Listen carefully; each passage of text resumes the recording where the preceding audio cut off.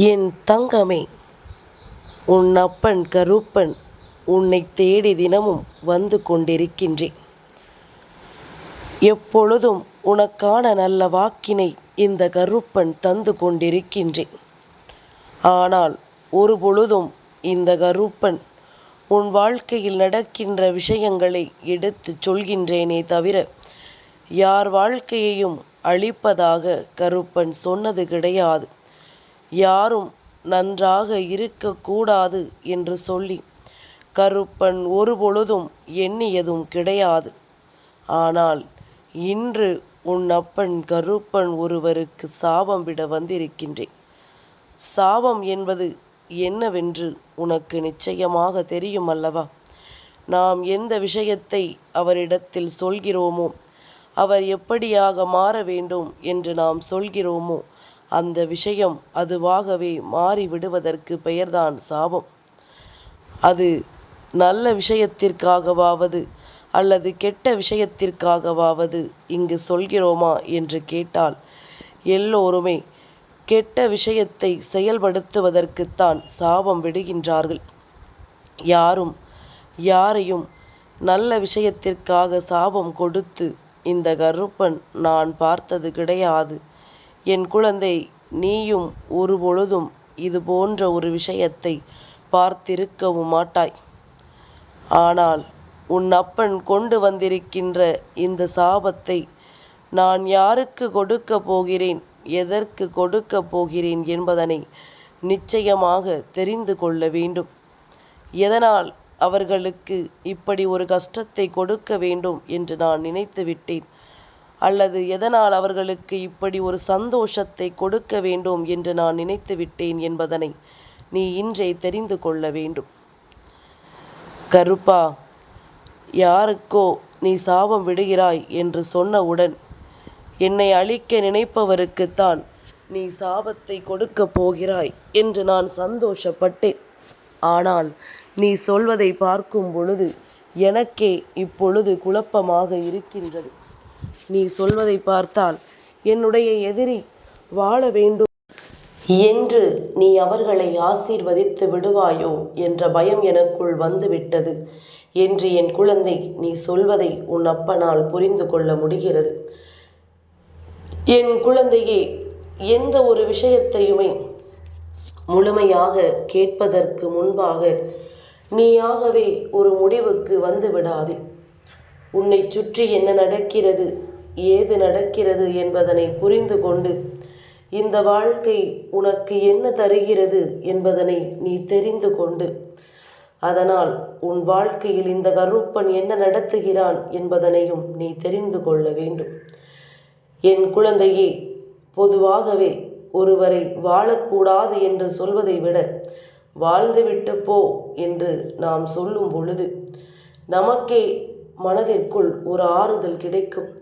நாம் யாருக்கும் எந்த ஒரு கெடுதலையும் இதுவரையிலும் செய்ததில்லை என்று, யாரையும் அழிக்க நினைத்ததில்லை என்று, யார் வாழ்க்கையையும் நாம் கெடுக்க எண்ணியதில்லை என்று, யாரையும் அழித்து நாம் வாழ வேண்டும் என்று நினைத்ததில்லை என்று, நமக்கு ஒருவர் கெடுதலையே செய்தாலும் நாம் அவர்களுக்கு கெடுதலை நினைக்கவில்லை என்று எப்பொழுதும் உன்னால் சொல்லிக் கொண்டிருக்க முடியும். அப்படி இருக்கின்ற இந்த நேரத்தில் இந்த வாழ்க்கை உனக்கு என்னவெல்லாம் கொடுக்கிறது என்பதனையும் எதையெல்லாம் சொல்கிறது என்பதனையும் நீ நிச்சயமாக தெரிந்து கொள்ள வேண்டும். எல்லா நிலையிலும் உன்னை தேடி வருகின்ற இந்த கருப்பன் உனக்கு கெடுதலான விஷயத்தை சொல்லிக் கொடுப்பேனா? உன்னையே இதை செய்யாதே என்று சொல்கின்ற உன் அப்பன் நான் அதை உனக்கு முன்னுதாரணமாக செய்து காட்டுவேனா என்ன? ஒரு பொழுதும் உன் அப்பன் அது போன்று செய்ய மாட்டேன். எந்த குழந்தையினுடைய வாழ்க்கையையும் கருப்பன் அழித்தது கிடையாது. அவரவர் செய்கின்ற பாவங்களுக்கும் அவரவர் செய்கின்ற தவறுகளுக்கும் கருப்பன் அவர்களுக்கு தண்டனையை திருந்தி வாழச் செய்யும்படி கொடுப்பேனே தவிர யாரையும் அப்பன் அழித்தது கிடையாது. தவறு செய்தவன் மண்டியிட வேண்டும். யாருக்கு செய்தோமோ அவர்களிடத்தில் மன்னிப்பு கேட்க வேண்டும். மீண்டும் திருந்தி வாழ வேண்டும். இதையும் மீறி அவர்கள் இதே தவறை செய்து கொண்டிருப்பார்களேயானால் அப்பொழுது அவர்கள் தண்டனைக்குரியவர்கள் என்பதில் எந்த ஒரு மாற்று கருத்தும் கிடையாது. ஆனால் அந்த தண்டனையும் கூட அவர்களை காலம் முழுவதும் தான் செய்த தவறை நினைத்து திருந்தி வாழச் செய்யுமே தவிர ஒருபொழுதும் யாரினுடைய உயிரையும் அது பறிக்காது. அதனால் எப்பொழுதும் யாருக்கும் நாம் எந்த ஒரு கெடுதலையும் செய்ய வேண்டாம். அவர்கள் என்ன செய்தார்கள், எப்படி செய்தார்கள் என்பதனை எல்லாம் சொல்லிக் கொண்டிருக்காமல் நாம் அவர்களுக்கு எதுவும் செய்யவில்லை என்பதனை எண்ணி நீ பெருமைப்பட்டு கொண்டிரு. அதுபோல எதுவாக இருந்தாலும் தெய்வம் பார்த்து கொள்ளும் என்பதனை நீ நம்பு. தெய்வம் எந்த நேரத்தில் யாருக்கு என்ன தண்டனை கொடுக்க வேண்டும் என்பதனை தெரிந்து வைத்திருக்கிறார்கள். அதை அவர்களுக்கு சரியாக செய்வார்கள் என்பதனை நீ புரிந்து கொள்.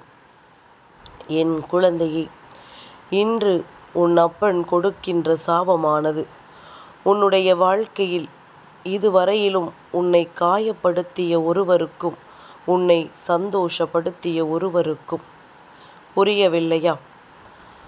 உன்னை காயப்படுத்தியவருக்கு நான் கொடுக்கின்ற சாபம் என்ன தெரியுமா? எந்த நிலையில் உன்னை வைக்க நினைத்தார்களோ, எப்பேற்பட்ட கஷ்டத்தை உனக்கு கொடுத்து உன்னை கண்ணீர் சிந்த வைக்க வேண்டும் என்று யோசித்தார்களோ அந்த கஷ்டம் அவர்களை தொடரப்போகின்றது. அந்த துன்பங்கள் அவர்களுக்கே சென்று சேரப்போகின்றது. என்ன நடக்கிறது, ஏது நடக்கிறது என்பதனை புரிந்து கொண்டு இந்த வாழ்க்கை உன்னை சுற்றி வந்து உனக்கு என்ன கொடுக்கிறது என்பதனை தெரிந்து கொண்டு அவர்கள் இதே கஷ்டத்தை தானும் அனுபவிக்க வேண்டும் என்பதுதான் இந்த கருப்பனின் சாபம். ஒருவனுக்கு வாழ்க்கையில் கெடுதலை நினைக்கும் பொழுது அதை அவன் அனுபவிப்பது நமக்கு தெரியாது. அது நமக்கு சந்தோஷத்தை கொடுக்கிறது என்றால் இதே கஷ்டத்தை அவனும் அனுபவித்தால் மட்டும்தான் அந்த வேதனை என்னவென்று அவனுக்கு தெரிய வரும். அதே நேரத்தில் உன்னுடைய வாழ்க்கையில் உன்னை சந்தோஷப்படுத்திய ஒருவருக்கு நான் கொடுக்கின்ற சாபம் என்ன தெரியுமா? எப்படி மற்றவர்களின் சந்தோஷத்திற்கு காரணமாக இருந்தாயோ, இனி எப்பொழுதும் இந்த வாழ்க்கையில் உனக்கு உன்னுடைய சந்தோஷம் நிலைத்திருக்கட்டும். நீ சந்தோஷமாக வாழ வேண்டும். இனியும் யார் வாழ்க்கையிலும் எப்பொழுதும் கெடுதல் இல்லாத ஒரு சந்தோஷத்தை நீ கொடுக்க வேண்டும் என்கின்ற சாபத்தை கொடுக்கின்றேன். கருப்பன் சொன்ன இந்த 2 சாபமும் நிச்சயமாக பலிக்கும். ஒருபோதும் அது நடக்காமல் போகாது. நல்லது செய்கின்றவர்களுக்கு நல்லதையும் கெடுதல் நினைத்தவர்களுக்கு கெடுதலையும் கருப்பன் கொடுத்து விட்டேன். அவரவர் செய்த விஷயத்திற்கான பலன் அவரவர்களுக்கு கிடைத்து விட்டது. அதனால் என் குழந்தை, நீ இனிமேல் எதற்காகவும் வருத்தப்பட்டு கொண்டிருக்காதே. நம் வாழ்க்கை இப்படி மாறிவிட்டதே என்று சொல்லி ஒரு பொழுதும் வேதனைப்படாதே. உன்னை காயப்படுத்தியவர்கள் நிச்சயமாக உன்னை விட்டு விலகிச் செல்ல வேண்டிய நிலை வரும் பொழுதுதான் கருப்பன் என்ன செய்திருக்கிறேன் என்பதனை உன்னால் புரிந்து கொள்ள முடியும். நாம் சட்டென்று இந்த வாழ்க்கையில் எந்த ஒரு விஷயத்திலும் எப்பேற்பட்ட ஒரு முடிவையும் உடனடியாக எடுத்து விடுவது கிடையாது. ஆனால் நமக்கு இந்த வாழ்க்கை என்ன கொடுக்கின்றது, ஏது கொடுக்கின்றது என்பதனை புரிந்து கொள்ள முடியாமல் போனாலும் எதையுமே இந்த வாழ்க்கையில் இத்தோடு முடிந்து விட்டது என்பதனை உன்னால் நினைக்க முடியாது. ஒரு பிரச்சனைக்கு பிறகுதான் உன் வாழ்க்கை ஆரம்பமாகிறது என்பதனை முதலில் புரிந்து கொள். அந்த பிரச்சனைகளை எப்படி எதிர்கொண்டு நீ வாழப்போகிறாய் என்பதில்தான் உன் எதிர்காலமே அடங்கி இருக்கிறது என்பதனை மறந்து விடாதே. கருப்பன் சொன்னது போல எப்பொழுதும் யாருக்கும் எந்த ஒரு கெடுதலான விஷயத்தையும் செய்யாமல் நீ சரியாக சென்று கொண்டிருக்கும் பொழுது எதிரில் செல்பவன் எத்தனை பெரிய விஷயத்தை உனக்கு செய்தாலும் அது உன்னை வந்து சேராது என்பதனை நீ புரிந்து கொள். எந்த கெடுதலும் உன்னை வந்து தொடராது என்பதனை நீ புரிந்து கொள். நான் இருந்து உனக்கு கொடுப்பது போல இந்த வாழ்க்கையில் ஒவ்வொரு சந்தோஷமும் இனி உன்னை பின்தொடர்ந்து வரும். உனக்கான நம்பிக்கையை உனக்கென இந்த வாழ்க்கை கொடுத்தே தீரும் என்பதனை முதலில் நீ புரிந்து கொள்ள வேண்டும். ஒவ்வொரு நாளும் ஒவ்வொரு விதமான கஷ்டங்களையும் ஒவ்வொரு விதமான துன்பங்களையும் சந்தித்த இந்த வாழ்க்கை இனிமேல் எப்பொழுதும் நிறைவான நம்பிக்கையை உனக்கு கொடுக்கும் என்பதனை நீ புரிந்து கொள்ள வேண்டும். நான் இருந்து உனக்கு தர நினைக்கின்ற இந்த வெற்றியை எப்பொழுதும் என் குழந்தை நீ உறுதியாக பெற்றுக்கொள்ள வேண்டும். ஒவ்வொரு நாளும் இந்த கருப்பன் உன்னை தேடி வருவது அடுத்தவனை அழிக்க வேண்டும் என்று உனக்கு சொல்லிக் கொடுப்பதற்கோ அடுத்தவருக்கு சாபத்தை கொடு என்று உனக்கு சொல்லிக் கொடுப்பதற்கோ அல்ல.